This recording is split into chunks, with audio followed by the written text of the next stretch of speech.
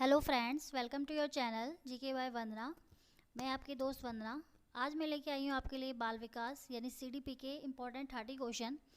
ये वो क्वेश्चन है जो किसी ना किसी एग्ज़ाम में ऑलरेडी आए हुए हैं, इसलिए ये आपके लिए यूज़फुल है कि अगर ये पहले आए हुए हैं तो आगे भी आने वाले एग्ज़ाम में ये क्वेश्चन आ सकते हैं। तो चलिए स्टार्ट करते हैं। तो हमारा फर्स्ट क्वेश्चन है, बालक आरंभ के 6 वर्षों में बाद के 6 वर्षों से दोगुना सीखता है। मतलब किसने कहा ये कि बालक जो है अपने शुरू के 6 वर्षों में आने वाले 12 वर्षों से दोगुना सीखता है। तो ऑप्शन है ए गैसेल, बी है सिगमंड फ्रायड, सी है रॉस और डी है किलपैट्रिक। तो ये किसने कहा है? तो इसका राइट आंसर होगा गैसेल। ये गैसेल ने कहा है कि बालक आरंभ के 6 वर्षों में बाद के 6 वर्षों से दुगना सीखता है। ठीक है फ्रेंड, आगे नेक्स्ट सेकंड क्वेश्चन है, किशोर अवस्था जीवन का सबसे कठिन काल है। ये मोस्ट इंपॉर्टेंट क्वेश्चन है। किशोर अवस्था को लेके 2-3 डेफिनेशन है जो कई बार एग्जाम में पूछी जाती हैं। किसने कहा है किशोर अवस्था जीवन का सबसे कठिन काल है?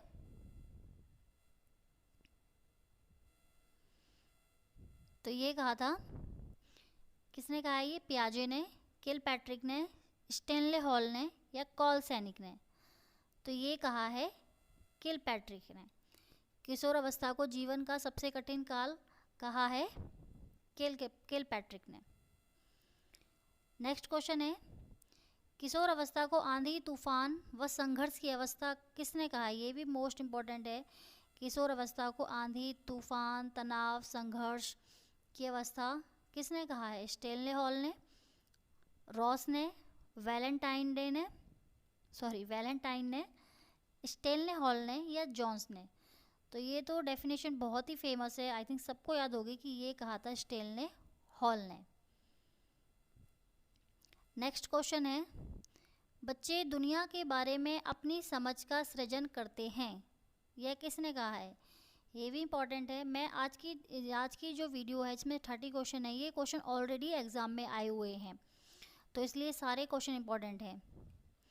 फोर्थ क्वेश्चन है, बच्चे दुनिया के बारे में अपनी समझ का सृजन करते हैं, ऐसा किसने कहा है? इसका श्रेय किसको जाता है? तो इसका श्रेय जाता है जीन पियाजे को, कोहलर को, एरिक्सन को या थॉर्नडाइक को? तो ये कहा था बच्चों के बारे में जीन पियाजे ने। इसका श्रेय जाता है जीन पियाजे को। ठीक है, नेक्स्ट क्वेश्चन है, शेपिंग का कॉन्सेप्ट किसने दिया है? शेपिंग, ये क्वेश्चन भी आया हुआ है कि शेपिंग का कॉन्सेप्ट दिया है। तो शेपिंग का कॉन्सेप्ट किसने दिया है? थॉर्नडाइक ने, स्किनर ने, पावलव ने, गुथरी ने? तो ये दिया है स्किनर ने। बी इसका राइट आंसर हो जाएगा। नेक्स्ट है 6 नंबर का क्वेश्चन, गेस्टाल्ट का अर्थ क्या होता है? ये भी इंपॉर्टेंट क्वेश्चन है। गेस्टाल्ट का क्या अर्थ होता है? तो गेस्टाल्ट का क्या अर्थ होता है? पूर्णाकार, संज्ञान, निराकार या अनुबंधन? तो गेस्टाल्ट का मतलब होता है किसी चीज़ को पूर्ण रूप से सीखना, मतलब किसी चीज़ को समग्र यानी इकट्ठा करके सीखना एक, और फिर उसके पार्ट सीखना। गेस्टाल्टवादियों का कहना था कि किसी भी चीज़ को समग्र से अंश की तरफ सीखो। मतलब अगर आप किसी बच्चे को कुछ सिखा रहे हो, एक पेड़ के बारे में सिखा रहे हो, तो पहले आप उसके ब्रांचेस, उसके पार्ट्स के बारे में मत सिखाओ। पहले उसे एक पेड़ दिखाओ और उसको बताओ कि ये पेड़ है। जब बच्चा उस पेड़ को जानने लग जाए तब उसके पार्ट सिखाओ उसे कि ये इसकी शाखाएं हैं, ये इसकी जड़ें हैं। इस तरीके से सिखाओ, मतलब पूर्ण से अंश की ओर। तो ये इन्होंने दिया था, पूर्णता का सिद्धांत दिया था गेस्टाल्टवादियों ने। तो इसलिए गेस्टाल्ट का अर्थ है पूर्णाकार, और ये सिद्धांत दिया था गेस्टाल्टवादियों ने। और गेस्टाल्टवादी थे Kohler, Koffka, Max Wertheimer and Lewin. ये चारों गेस्टाल्टवादी थे। नेक्स्ट क्वेश्चन है, अधिगम के लिए क्या आवश्यक है? 7 नंबर का क्वेश्चन है कि अधिगम के लिए क्या आवश्यक है? अधिगम माने लर्निंग, लर्निंग माने सीखना। हम अगर कुछ सीखते हैं तो उसके लिए क्या ज़रूरी है? पहला है स्वानुभव, मतलब हमारा खुद का अनुभव, स्वचिंतन, हमारा खुद का चिंतन, स्वक्रिया, हमारी खुद की क्रियाएं, और उपयुक्त सभी। तो ये तो सबको समझ में आ रहा होगा, बहुत सिंपल है कि अधिगम कुछ भी सीखते हैं हम तो उसके लिए ये सारी चीज़ें इंपॉर्टेंट हैं। तो इसका मतलब इसका आंसर हो जाएगा डी, उपयुक्त सभी। नेक्स्ट क्वेश्चन है 8 नंबर का, यह विचार कि विकास की किसी भी अवस्था पर कुछ भी सिखाया जा सकता है व्यक्त किया है। यह भी एक डेफिनेशन है कि यह किसने कहा है कि विकास की किसी भी अवस्था पर, मतलब बच्चे को किसी भी अवस्था पर कुछ भी सिखाया जा सकता है। तो ये किसने कहा था? जेरोम ब्रूनर ने, आसुबेल ने, जीन पियाजे ने या स्किनर ने? आप अपना आंसर मुझे कमेंट में भी दे सकते हैं। तो ये दिया था जेरोम ब्रूनर ने, ए इसका राइट आंसर होगा। नेक्स्ट क्वेश्चन है 9 नंबर, रॉबर्ट गेने ने अधिगम की कितनी परिस्थितियां बताई हैं या कितनी अवस्थाएं बताई हैं या कितने चरण बताए हैं या कितने स्टेप्स बताए हैं, इस तरह से क्वेश्चन आता है।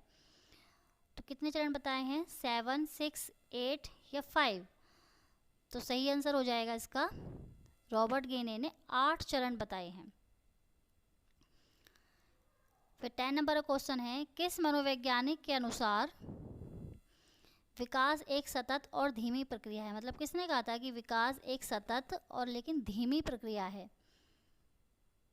किसने कहा था विकास को धीमी प्रक्रिया? पियाजे ने, हरलॉक ने, स्किनर ने या रॉस ने?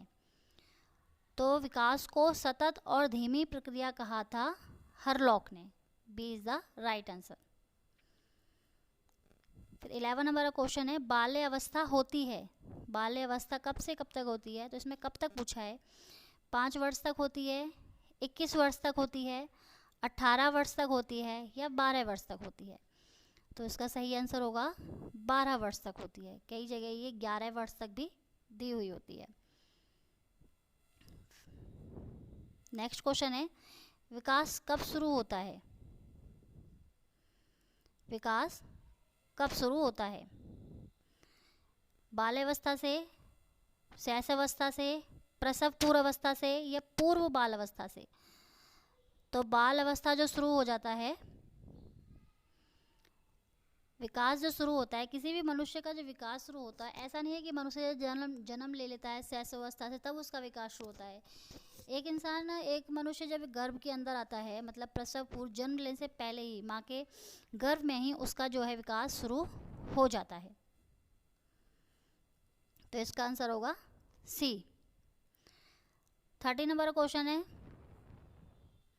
शैशवावस्था की मुख्य विशेषता कौन सी नहीं है?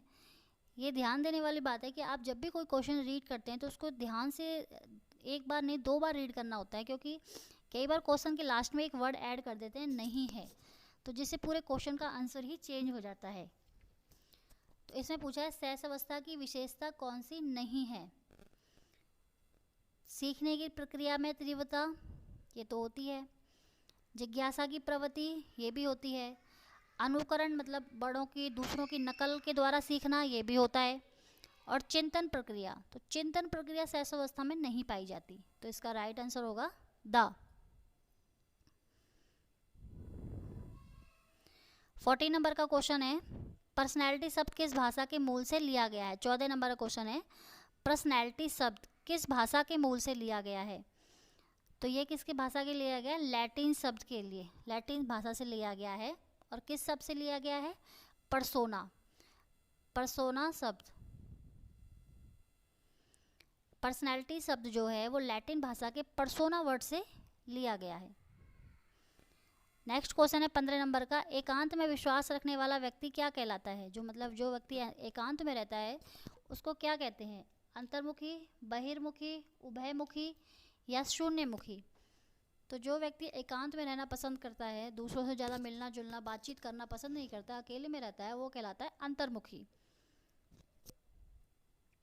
फिर है 60 नंबर का क्वेश्चन, व्यक्तित्व एवं बुद्धि में वंशानुक्रम की क्या भूमिका है? मतलब इंसान के व्यक्तित्व में, पर्सनैलिटी में और उसकी बुद्धि में क्या भूमिका होती है? नाम मात्र की भूमिका होती है, आकर्षक भूमिका होती है, महत्वपूर्ण भूमिका होती है, अपूर्वानुमेय मतलब कोई अंदाजा नहीं है।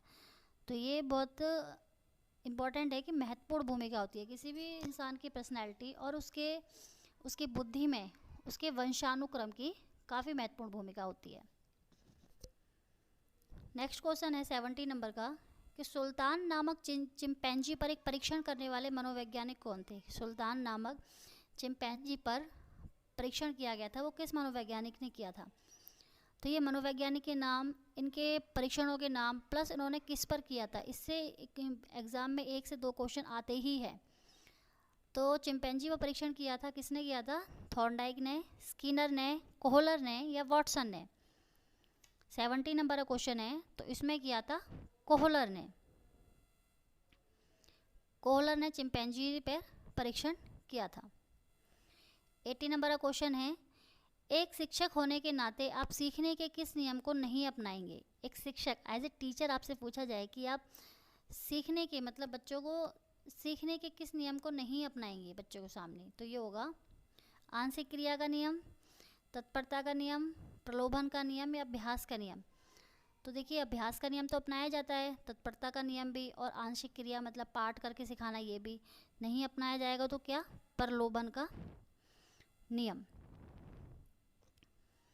फिर 90 नंबर का क्वेश्चन है, अधिगम के निम्न सिद्धांतों में से किस में से प्रतिक्रिया होने पर पुनर्बलन देने का सुझाव दिया गया है? मतलब अधिगम के किस सिद्धांतों में पुनर्बलन, ये पुनर्बलन बहुत इंपॉर्टेंट वर्ड है। पुनर्बलन देना किस मनोवैज्ञानिक ने कहा था, जिसकी डेफिनेशन में हर जगह आता है? तो ये थे स्किनर ने कहा था। और स्किनर का कौन सा सिद्धांत था? संबंध प्रतिक्रिया सिद्धांत, सूच का सिद्धांत, चालक न्यूनता का सिद्धांत या क्रिया प्रसूत सिद्धांत? तो सही आंसर हो जाएगा क्रिया प्रसूत सिद्धांत, ये कहा था स्किनर ने। फिर 20 नंबर का क्वेश्चन है, क्लार्क हल का सिद्धांत किस प्रक्रिया से संबंधित है? क्लार्क हल, CL हल जो बोलते हैं, इनका सिद्धांत किस प्रक्रिया से संबंधित है? सीखने की प्रक्रिया से, सीखने की व्याख्या से, सीखने की पुनः व्याख्या से, ध्येय क्रमारोह से या सीखने की व्याख्या के सबलीकरण से? तो इस सबलीकरण जो वर्ड है ना, ये यूज़ किया गया था क्लार्क हल की थ्योरी में। इन्होंने कहा था कि इंसान को सीखने के लिए कोई स्टिमुलस की ज़रूरत नहीं पड़ती, इंसान को सीखने के लिए सिर्फ आवश्यकता की ज़रूरत होती है। मतलब उसे आवश्यकता होती है तो वो वह काम करेगा ही, वह सीखेगा ही उस चीज़ को, अगर उसे आवश्यकता है तो उसका सही आंसर हो जाएगा सीखने की व्याख्या के सबलीकरण से। जैसे पुनर्बलन स्किनर की थ्योरी में एक इम्पॉर्टेंट वर्ड है, कीवर्ड है, ऐसे ही सबलीकरण जो है क्लार्क हल की थ्योरी का कीवर्ड है। नेक्स्ट क्वेश्चन है, सामाजिक अधिगम प्रारंभ होता है, तो सामाजिक अधिगम किससे प्रारंभ होता है? अलगाव से, संपर्क से, श्रव्यदर्शी सामग्री से या भीड़ से? तो सामाजिक अधिगम प्रारंभ होता है संपर्क से। Right answer is B. फिर नेक्स्ट क्वेश्चन है, प्रयत्न व भूल के सिद्धांत को दर्शाने के लिए थॉर्नडाइक ने किस पर प्रयोग किया था? मतलब थॉर्नडाइक ने किस पर प्रयोग किया था? बिल्ली पर, कुत्ते पर, मनुष्य पर, चूहों पर? जैसे इससे पहले क्वेश्चन आया था कि कोहलर ने किस पर प्रयोग, चिंपैंजी पर चिंपैंजी पर किसने प्रयोग किया था? तो चिंपैंजी पर प्रयोग किया था कोहलर ने। तो थॉर्नडाइक ने किस पर प्रयोग किया था? थॉर्नडाइक ने किया था बिल्ली पर। 23 नंबर का क्वेश्चन है, किसी व्यक्ति का अधिगम होता है बचपन तक, प्रौढ़ावस्था तक, किशोरावस्था तक या जीवन पर्यंत? जैसे ये इंपॉर्टेंट है कि विकास कहाँ से शुरू होता है, तो इंसान का विकास शुरू होता है प्रसव, गर्भ से ही शुरू हो जाता है, ठीक है। ऐसे ही होता है कि अधिगम कहाँ तक होता है, तो अधिगम होता है जीवन पर्यंत। ऐसा नहीं है कोई एक इंसान की अगर एज 80, 90 या 100 ईयर्स हो गई है तो उसका अधिगम समाप्त हो जाएगा, नहीं। जब तक इंसान जिंदा है तब तक उसकी लर्निंग, उसका अधिगम होता ही रहता है। 24 नंबर क्वेश्चन है, विकास के किस आयाम के संबंध में पियाजे के विचार और कोहलबर के विचार समान है? मतलब किस आयाम, किस थ्योरी के संबंध में जो है जीन पियाजे और कोहलबर के जो विचार हैं वो सेम है, मिलते हैं। तो किस थ्योरी के संबंध में है? सामाजिक विकास, शारीरिक विकास, ज्ञानात्मक विकास या संवेगात्मक विकास? तो इसका सही आंसर हो जाएगा ज्ञानात्मक विकास। सी इज द राइट आंसर। फिर नेक्स्ट है 25 नंबर क्वेश्चन, व्यक्तित्व को अंतर्मुखी और बहिर्मुखी वर्गों में पहले वर्गीकरण किसने किया था? मतलब सबसे पहले अंतर्मुखी और बहिर्मुखी दो भागों में व्यक्तित्व का वर्गीकरण किसने किया था? शेल्डन ने, युंग ने, क्रेशमर ने या रोजर ने? तो ये सबसे पहले किया था युंग ने। इसके बाद 26 नंबर का क्वेश्चन है, मानसिक स्वास्थ्य का लक्षण नहीं है। मानसिक स्वास्थ्य के लक्षण मतलब मानसिक स्वास्थ्य के क्या लक्षण नहीं है, देखिए इंपॉर्टेंट है, नहीं पूछा गया इसमें। सहनशीलता, आत्मविश्वास, अपरिपक्वता या सामंजस्य की योग्यता। तो कौन सा इसका राइट आंसर होगा? तो इसका राइट आंसर होगा सी इज द राइट आंसर। अपरिपक्वता मानसिक स्वास्थ्य का लक्षण नहीं है, क्योंकि ये तीनों तो हैं मानसिक स्वास्थ्य के, सहनशीलता, आत्मविश्वास और सामंजस्य की योग्यता। फिर 27 नंबर का क्वेश्चन है, मानसिक स्वास्थ्य का अर्थ है वास्तविकता से पर्याप्त समायोजन करने की क्षमताएं। यह कथन, ये एक डेफिनेशन है कि मानसिक स्वास्थ्य का अर्थ है वास्तविकता से पर्याप्त समायोजन करने की क्षमताएं। यह किसने कहा था? तो ये कहा था ए बीमर्ड ने, गेट्स ने, वेंडल ने या हल ने। तो ये कहा था लेंडल ने, ये थोड़ा मिसप्रिंट हो गया है, ये वेंडल नहीं है, ये लेंडल है, लेडेल।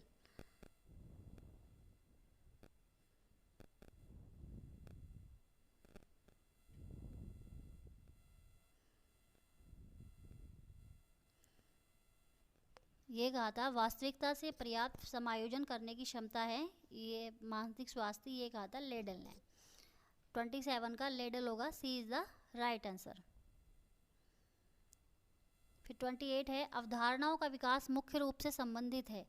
मतलब अवधारणाएं जो होती हैं उनका विकास किससे संबंधित है? भौतिक विकास से, सामाजिक विकास से, शारीरिक विकास से या सभी से? तो ऐसा नहीं है कि अगर किसी क्वेश्चन में लास्ट में उपरोक्त सभी हो तो उसका आंसर हम क्या करते हैं कि उपरोक्त सभी लगाते हैं, ऐसा नहीं होता है। क्वेश्चन को पढ़ना होता है हमेशा। एक बार अगर हमें एक बार में क्वेश्चन ठीक से क्लियर नहीं है तो उसको 2 बार पढ़े, गलत करने से अच्छा है कि उसको 2 बार पढ़ा जाए। तो 28 का होगा बौद्धिक विकास से। अवधारणाओं का विकास बौद्धिक विकास से संबंधित है। फिर है 29 क्वेश्चन, 0 से 25 बुद्धि लब्धि को कहते हैं। 0 से 25 बुद्धि लब्धि को क्या कहा जाता है? तो ये कहा जाता है मूर्ख बालक, पिछड़ा बालक, जड़ बालक या मंद बुद्धि बालक। तो ये कहा जाता है किसको? जड़ बालक को। 29 का होगा सी, जड़ बालक। इसका लास्ट क्वेश्चन है, नवीन विचारों का सृजन, उत्पादन व मौलिक चिंतन आवश्यक गुण है। किसका आवश्यक गुण है ये? बुद्धिमत्ता का, सृजनात्मकता का, सामाजिकता का या उपरोक्त सभी का? तो इसका राइट आंसर होगा सृजनात्मकता का। ठीक है फ्रेंड्स, आज की वीडियो में इतना ही। आपको ये क्वेश्चन की सीरीज़ कैसी लगी मुझे कमेंट्स में ज़रूर बताइएगा। वीडियो को लाइक और शेयर ज़रूर कीजिएगा, चैनल को सब्सक्राइब कर लीजिएगा ताकि आपको नेक्स्ट वीडियो ऐसे ही देखने को मिलती रहे। Thank you.